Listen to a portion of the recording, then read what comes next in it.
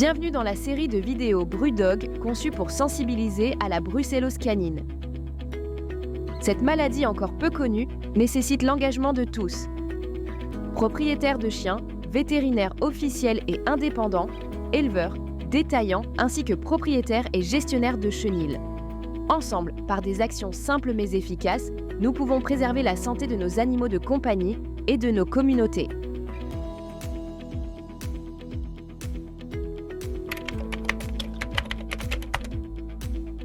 La brucellose canine, causée par Brucella canis, est une maladie infectieuse zoonotique qui affecte le système reproducteur des chiens. Ses manifestations cliniques comprennent principalement la stérilité, les avortements et, dans certains cas, la discospondylite et l'uvéite. En présence de tels symptômes non spécifiques, l'anamnèse joue un rôle fondamental. Une attention particulière doit être accordée à l'origine du sujet, surtout s'il a été importé ou s'il est passé par un élevage, ainsi qu'à la présence de problèmes de reproduction tels que l'avortement ou la stérilité.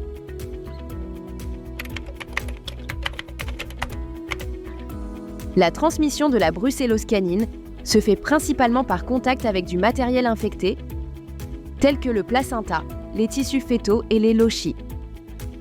Le contact avec le liquide séminal et, dans une moindre mesure, avec l'urine, peut également être une source d'infection, en particulier dans les environnements où plusieurs animaux cohabitent.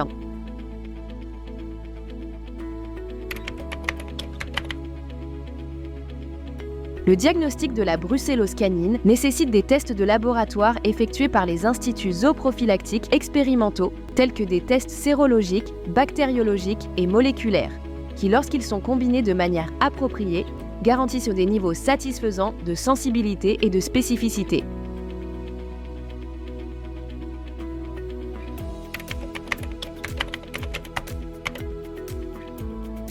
Il est indispensable de procéder à une anamnèse complète visant notamment à vérifier si le chien provient d'exploitation étrangère ou a une origine non tracée, a été adopté dans un chenil, a des problèmes de stérilité ou des fausses couches. Si un soupçon émerge de ces aspects, il est conseillé éviter la cohabitation avec d'autres chiens afin de limiter tout risque de contagion. Préparer un protocole diagnostique et, le cas échéant, thérapeutique approprié.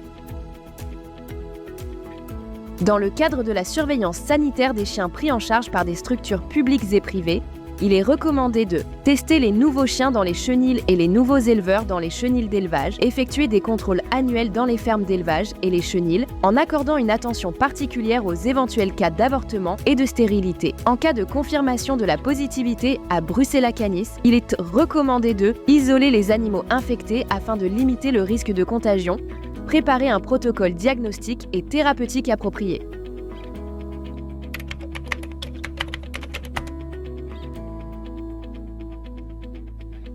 Étant donné que l'élimination complète de Brucella canis n'est pas constante et que les rechutes sont fréquentes, la guérison peut ne pas être assurée dans tous les cas, laissant le chien porteur de la bactérie.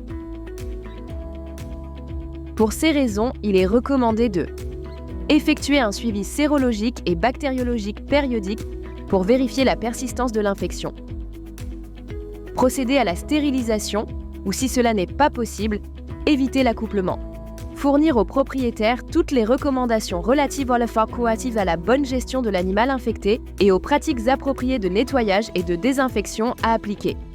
Fournir aux gestionnaires de l'installation des conseils sur la gestion appropriée des animaux infectés, y compris les exigences relatives à la biosécurité, à la quarantaine et aux mesures d'isolement. Évaluer régulièrement le bien-être des animaux infectés en portant une attention particulière aux cas de maladies chroniques. Pour plus d'informations, consultez le site web de votre autorité nationale compétente et n'hésitez pas à demander à votre vétérinaire.